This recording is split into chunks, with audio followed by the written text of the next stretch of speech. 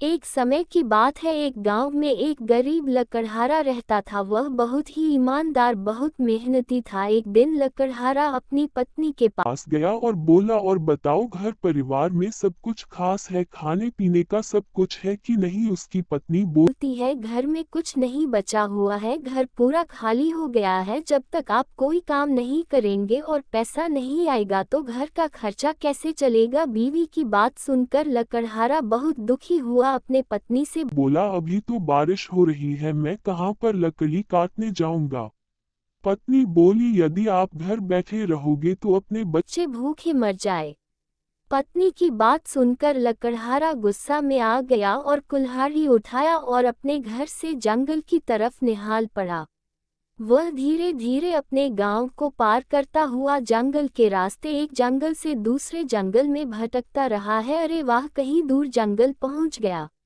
वह जंगल पहुंचकर अपनी कुल्हाड़ी निकाला और लकड़ी काटने लगा। वह काफी देर तक लकड़ी काटा, थक गया, फिर कुछ देर आराम किया, लकड़ी को काटा। जो लकड़ी काटा हुआ था उस लकड़ी को इकट्ठा किया, सारी लकड़ी को इकट्ठा का वह अपने सर पर लेकर घर की तरफ निकल पड़ा। वही या का दिन प्रतिदिन करता रहा और लकड़ी को बाजार ले जाकर बेचकर अपने घर का राशन पानी कपड़े लाता, जिससे घर वाले बहुत खुश रहते थे। एक दिन की बात है, वह लकड़हारा अपनी कुल्हाड़ी उठाकर जंगल की तरह निकल पड़ा। वह जंगल में पहुंचकर अपनी कुल्हाड़ी को निकाल कर लकड़ी काटने लगा। वह लकड़ी काटते काटते काफी थक गया था, जिससे उसके हाथ से कुल्हाड़ी छूट गई और दूर जाकर गिरी। जब उसके हाथ से कुल्हाड़ी छटकी तो वह कुल्हाड़ी दूर जाकर गिरी। इस पेड़ के बगल में एक साधु बाबा तपस्या कर रहे थे, जिससे वह अपने ज्ञान को प्राप्त करना चाहते थे। जब लकड़हारा के यहाँ से कुल्हाड़ी छूट गई तो वह जाकर साधु बाबा के ऊपर गिर गई, जिससे साधु बाबा को चोट लग गया और खून बहने लगा, जिससे साधु बाबा की तपस्या था भंग हो गई, जिससे साधु बाबा बहुत दुखी हुआ और लकड़हा दौड़ता साधु बाबा के पास पहुंचा और साधु बाबा से बोला, है प्रभु, मैं माफ कर दो, मुझसे गलती हो गई, मैंने आपको देखा नहीं, मैं थक गया था जिससे मेरे हाथ से कुल्हाड़ी छूट गई। साधु क्रोध हो गया। अब बोल, जो तुम गलती किए हो इस गलती की सजा तुम्हें जरूर मिलेगी, क्योंकि मैं ये तपस्या 10 वर्षों से कर रहा था, मेरे को ज्ञान प्राप्त होने वाला ही था, तूने आकर मुझे भंग कर दिया, इसलिए तुमको श्राप देता हूँ कि तेरा घर परिवार बीवी बच्चे सारे भूखे मर जाएंगे और तू भी मर जाएगा।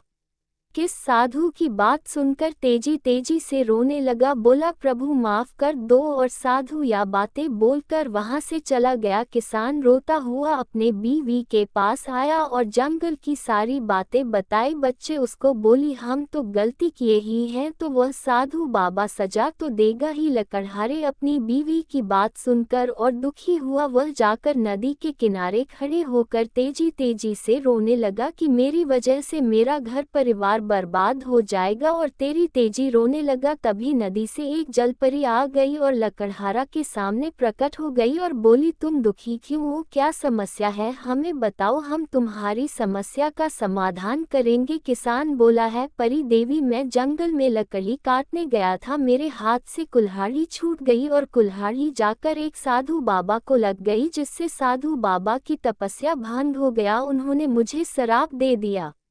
परी बोली, हे लकड़हारा, तुम इस समस्या का समाधान स्वयं करोगे, उसे साधु बाबा ने जो श्राप दिया है तुम्हें उसका समाधान एक है, यदि तुम अपने घर में पूजा पाठ करो और यदि पूजा पाठ होने के बाद तुम्हारे गांव में बारिश होगी तो समझ लेना साधु बाबा का साथ दिया गया आरोप मिट जाएगा और तुम्हारा परिवार सुखी सुखी रहेगा। लकड़हारा उसकी बात सुनकर खुशी होकर घर गया और अपनी बीवी को बताया। बीवी ने उसकी बात को सुना और गांव की महिलाओं को इकट्ठा करके भजन कराया और देवी को पूजा कराया। या पूजा पाठ 24 घंटा लगातार हुआ, जिससे देवी मां खुश हो गई और लकड़हारे ने गांव के पास में जो ब्राह्मण थे उनको बुलाकर भोजन